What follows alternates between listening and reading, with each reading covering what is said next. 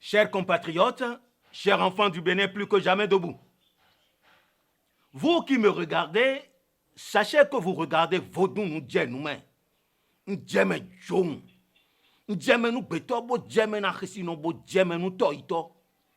Oui, appelé par le devoir et la patrie, je viens perturber votre quiétude qui n'existe d'ailleurs que de façade.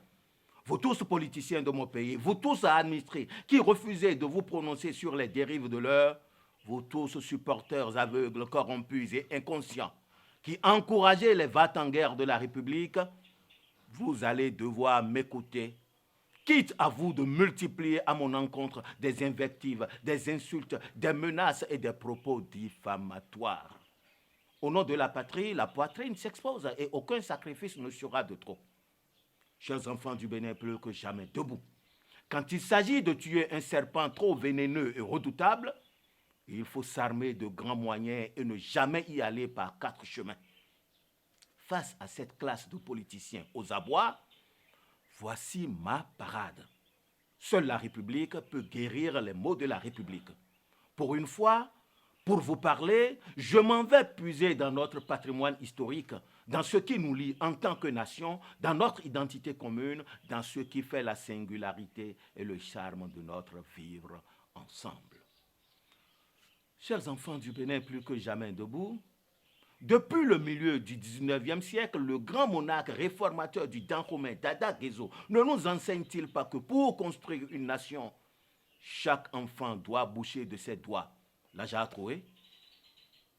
Dans cet imbroglio électoral qui nous occupe ces derniers jours, j'entends des voix irresponsables, nauséabondes et lugubres s'élever pour inciter à marcher sur la République. Ce faisant, sommes-nous dignes d'être héritiers du roi Gézo? Vers la fin des années 1980, quel Béninois n'a pas souffert de la crise sociopolitique qui a secoué notre pays? Je me garde de réveiller de tristes souvenirs chez nos compatriotes qui ont été molestés ou anéantis, chez nos compatriotes qui ont été contraints à l'exil, chez nos compatriotes qui ont été réduits à marauder dans des vergers d'autrui pour nourrir leur propre famille. Vous, les va-t-en-guerre qui incitez à marcher sur la République, c'est à cette triste et sombre page de notre restante histoire politique que vous voulez nous ramener? La situation que traverse notre pays est tout sauf une crise politique.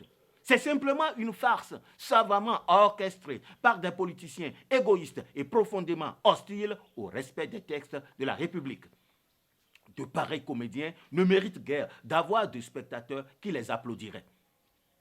Quand il y a impasse, chacun doit œuvrer pour une résolution pacifique, diligente et efficace, au risque même de perdre ses intérêts personnels ou d'y laisser sa vie.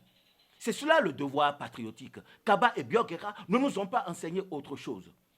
Autrement, quel est alors le sens de la marche que vous projetez?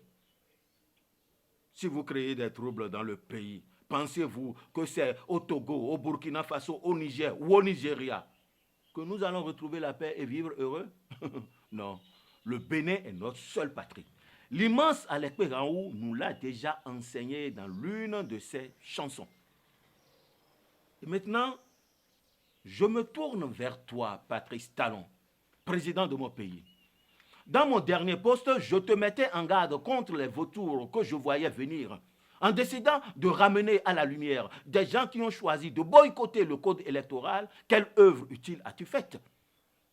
Souviens-toi qu'à la conférence nationale des forces vives de la nation, lorsque la majorité a décidé de plafonner à 70 ans l'âge des candidats aux élections présidentielles, Feu Aromanegbe, Maga, Zinsou ont dû avaler la nivaquine, respectant ainsi l'esprit du nouveau projet de constitution.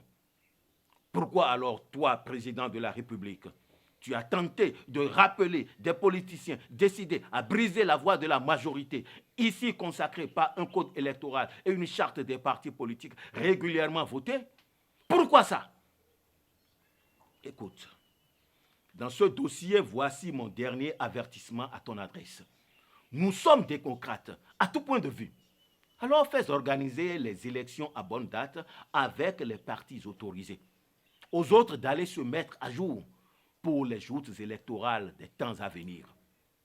Pour l'instant, tu es chef, comme Dada Beranzin.